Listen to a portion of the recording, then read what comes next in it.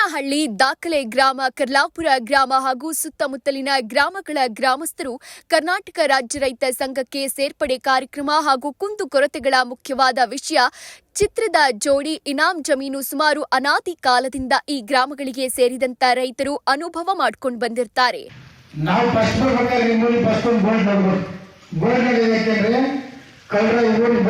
ಎಚ್ಚರಿಕೆ ಬನ್ನಿ, ಅಧಿಕಾರಿಗಳು ತಾಯಿಕೊಂಡ್ರೆ ಎಚ್ಚರಿಕೆ ಬನ್ನಿ, ನಿಮ್ಮನ್ನ ಕಾಯಕ್ಕೆ ಏನಾದ್ರು ಬೋರ್ಡ್ ಹಾಕಿದ್ದೀನಿ.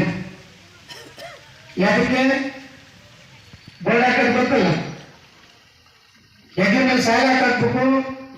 ನಿಮ್ಮೂರಿಗೆ ಪೊಲೀಸರು ಏನಾದ್ರು ಯೂನಿಫಾರ್ಮ್ ಹಾಕಿ ಅಂದ್ರೆ ಪೊಲೀಸ್ ಹೋಗ್ತೀರ, ಅಧಿಕಾರಿಗಳು ಶಾಲೆ ಕೊಡಲಿ ಅಧಿಕಾರಿ ಹೋಗ್ತೀರಿ, ನಿಮ್ನೇನಂತಾರೆ, ನಿಮ್ಗೆ ಯಾರೇನಂತ. ಅದಕ್ಕೋಸ್ಕರ ಈ ದೀಕ್ಷೆನ ಹೊತ್ಕೊಂಡು ಶಾಲೆನ ಎಗ್ರ ಮೇಲೆ ಹಾಕೊಂಡು ಬಾಟ್ಲು ಇಟ್ಕೊಂಡು ಬಿಟ್ರೆ ಮಕ್ಳ ಬನ್ನಿ ನಮ್ಮೂರಿಗೆ ಹೆಂಗ್ ಬರ್ತೀರ ಮಕ್ಳ ನಾವು ರಿಪೇರಿ ಮಾಡ್ತೀವಿ ಅಂತ ಹೇಳ್ಬಿಡ್ತಾನೆ. ಹೇಳ್ಬೇಕಲ್ಲೇನ್ರಿ? ಯಾವಾಗ ಮಾಡ್ತೀರಿ ನೀವು? ಇಡೀ ರಾಜ್ಯದ ಕರೆ ಕೊಟ್ಟರೆ ಮೂಲ ಮೂಲಿಂದ ರಾಜ್ಯದ ಜನ ಬರ್ತಾರೆ ನಿಮ್ಮೂರಿಗೆ. ಎಲ್ಲಿಂದ? ಇವತ್ತೇ ನಾಳೆನೇ ಫಸ್ಟ್ ದೀಕ್ಷೆ ಹಾಕಬೇಕು. ನೀವು ದೀಕ್ಷೆ ಹಾಕಿದ್ಮೇಲೆ ತೀರ್ಮಾನ ತಗೊಳ್ಳೋಣ. ಅರ್ಥ ಆಗತ್ತಲ್ಲ? ಇದು ಜನತಾನಾಲಯ ಅಂದ್ರೆ ನಿಮ್ಮ ಮುಂದೆ ತೀರ್ಮಾನ ಆಗ್ಬೇಕು. ಏನಿಲ್ಲ ಹೆಂಗ್ ತೀರ್ಮಾನ ಹಾಕಬೇಕು? ಕೋಟೆ ಹಾಕಿದ್ರೆ ಲಾಯರ್ ಅಂತಾರೆ, ಪೊಲೀಸ್ ಅಂತಾರೆ. ಇನ್ನೇನು ನನ್ನ ಯಾವ ತಕ್ಷಣಕ್ಕೆ ಬೋರ್ಡ್ ದೀಕ್ಷೆ ಹಾಕಲಿ ಅವತ್ತೇ ಗಟ್ಟಿಯಾಗಿ ತೀರ್ಮಾನ ತಗೊಂಡು ಊರು ಸೈಡ್ಗೆ ನಾವು ತಯಾರಿದ್ವಿ, ಬನ್ನಿ ತಾಯಿಗಂಡ್ರ ಯಾವನ್ ಬರ್ತಾರೆ ನಿಮ್ಗೆ ರಿಪೇರಿ ಮಾಡ್ತೀವಿ ಅಂತ ಹೇಳ್ಬರ್ತಾನೆ. ಹೇಳ್ಬೋದಲ್ಲಪ್ಪ? 80ನೇ ಶತಮಾನದಲ್ಲಿ ರೈತ ಸಂಘ ಹುಟ್ಕತ್ತು ರವಿ. 80ನೇ ಶತಮಾನದಲ್ಲಿ ರೈತ ಸಂಘ ಈ ರಾಜ್ಯದಲ್ಲಿ ಕಾಲಿಟ್ಟಿತ್ತು. ನಿಮ್ಗೆಲ್ಲ ಗೊತ್ತಿರಲಿ, ಅವರೆಲ್ಲ ಹೊಸಬರಿದ್ದಾರೆ. ಪ್ರೊಫೆಸರ್ ಏನು ಜರ್ಮನಿ ಕೆಲಸ ಮಾಡ್ತಿದ್ರು. ಈ ದೇಶದ ಪ್ರಧಾನಮಂತ್ರಿ ಸತ್ ಮೇಲೆ ಅವರು ರಿಸೈನ್ ಮಾಡ್ತಾರೆ, ಅವರು ರಜಾ ಮಾಡ್ತಾರೆ. ಅವ್ರು ಹೇಳ್ತಾರೆ, ಯಾಕಪ್ಪ ರಜಾ ಮಾಡೋದಂದ್ರೆ ನಮ್ಮ ದೇಶದ ಪ್ರಧಾನಮಂತ್ರಿ ಸತ್ರು ನಾನು ರಜಾ ಮಾಡ್ತೀನಿ. ದೇಶ ಪ್ರಧಾನಮಂತ್ರಿ ಸತ್ರಿಗೆ ರಜಾ ಮಾಡ್ತೀನಿ ಅಂದ್ರೆ ನೀನು ಈಡೇಟು ಅಂತಾನೆ ಅವತ್ತೇ ರಿಸೈನ್ ಮಾಡಿ ಹೋಗಿಬಿಡ್ತಾರೆ. ಅವಾಗ ಚಾಮರಾಜನಗರದಲ್ಲಿ ಇರ್ತಾರೆ, ಅವರು ಸಿಕ್ಕೋಟೆ ಜೋಳ ಎಲ್ಲ ಬೆಳೀತಾ ಇರ್ತಾರೆ. ಆ ಟೈಮಲ್ಲಿ ಏನ್ ಮಾಡ್ತಾರೆ ಅಂತಂದ್ರೆ ಈ ಮಿಲ್ಲಿನ ನಾವೆಲ್ಲ ನೈವೇದ್ಯ ಕಟ್ಟುಗಳು ಬರ್ತಲ್ಲ, ಅದನ್ನ ಮರಿ ಜಪ್ತಿ ಮಾಡೋದು. ಆಮೇಲೆ DCC ಬ್ಯಾಂಕ್ ಸಾಲ ಕೊಟ್ಟು ನಿಮ್ಸೆಲ್ಲ ವಾಳೆ ಸೀರೆ ಅಂಡೆ ಎಲ್ಲ ಕಟ್ಕೊಂಡು ಜಪ್ತಿ ಮಾಡ್ತಾರೆ. ಏನಪ್ಪ ರೈತರು ಉಳ್ಗಲ್ಲ, ನಾ ಬೆಳೆದ ರೈತರು ಕಟ್ಟಬೇಕು, ಸಾಲ ಕೊಟ್ಟು ಹಿಂಗೆ ಆಡ್ಬೇಕು, ಇದೇನು ಉಳ್ಗಲ್ಲ ಅಂತೆಲ್ಲ ಬದುಕಲ್ಲ, ರಾಜ್ಯಕ್ಕೊಂದು ಇತಿಹಾಸ ಕಟ್ಟಬೇಕು ಅಂತ ಆಗೋ ತಯಾರು ಮಾಡ್ತಾರೆ. ನಮಸ್ಕರಿಸುತ್ತಾ ಇಲ್ಲಿ ಆಸನರಾಗಿರ್ತಕ್ಕಂಥ ನಮ್ಮ ರಾಜ್ಯ ಅಧ್ಯಕ್ಷರಾದ ಅಲ್ಲಪುರ ಮಂಜೇಗೌಡ್ರೆ ಹಾಗೂ ರಾಜ್ಯ ಮಹಿಳಾ ಘಟಕದ ಅಧ್ಯಕ್ಷರಾದಂಥ ನಾಗರತ್ನವರು ಹಾಗೂ ವೇದಿಕೆ ಮೇಲೆ ಇರ್ತಕ್ಕಂಥ ಎಲ್ಲ ನನ್ನ ಸ್ನೇಹಿತರೆ, ಏನಿವತ್ತು ಸಮಸ್ಯೆ ಅಂದ ಕೂಡಲೇ ಇವತ್ತು ನಾವು ಸಂಘಟನೆ ಮಾಡಕ್ ಬಂದಿದ್ದೀವಿ. ಸಂಘಟನೆ ಇವತ್ತು ನಾವು ಚರ್ಚೆ ಮಾಡ್ತಾ ಇದ್ದೀವಿ. ಸಂಘಟನೆ ಮುಂದಿನ ಸಂಘಟನೆ ಆದ್ಮೇಲೆ ಏನಿದೆ, ಮುಂದೆ ಹೋರಾಟ ಮಾಡಬೇಕು. ಹೋರಾಟ ಯಾವ ರೀತಿ ಮಾಡ್ಬೇಕು? ನಾವು ರೈತರಿಗೆ ಜಾತಿ ಇದೆಯೇನ್ರಿ?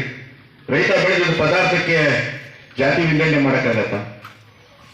ಇಲ್ಲಿ ಇರ್ತಕ್ಕಂಥ ತಮ್ಮ ಏನ್ ರೈತರಿಗೆ ನೀವೆಲ್ಲ ಒಂದು ಒಗ್ಗಟ್ಟಾಗಿ ದೀಕ್ಷೆ ತಗೋಬೇಕು ಇವತ್ತಿನ ಸರ್.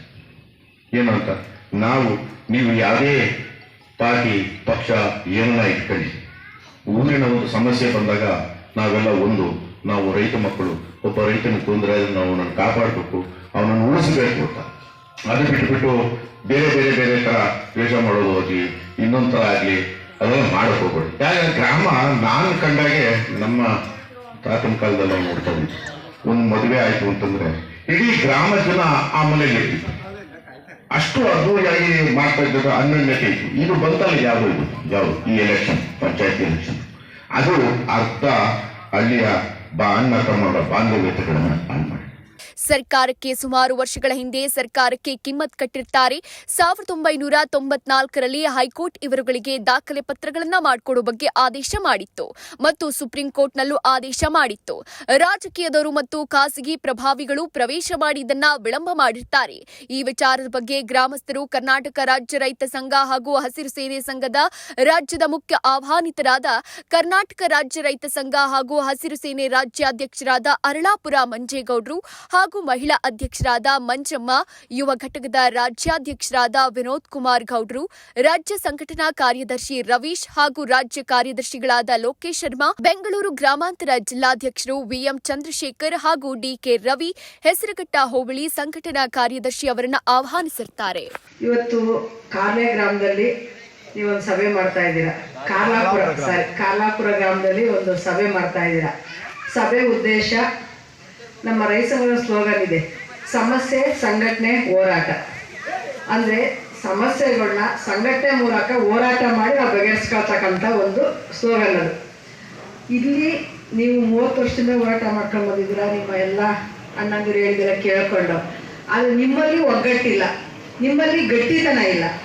ಅದನ್ನು ನೇರವಾದ ರೂಪದಲ್ಲಿ ಒಂದು ಕಾನೂನು ಸುವ್ಯವಸ್ಥೆ ತಗೊಂಡೋಗೋಕ್ಕೆ ಒಂದು ಸಂಘಟನೆ ಇಲ್ಲ, ಅದಕ್ಕೆ ಒಬ್ಬ ಮೇಟಿ ಇಲ್ಲ. ಅದೇ ಇಲ್ಲಿ ಸಮಸ್ಯೆ. ನಿಮ್ಮ ಈ ಸಮಸ್ಯೆನೇ ಅಲ್ಲ, ಅದು ಇಷ್ಟು ದಿವಸವರೆಗೂ ಇಷ್ಟೊಂದು ಡಿಲೇ ಆಗೋ ಅವಶ್ಯಕತೆಯೂ ಇಲ್ಲ.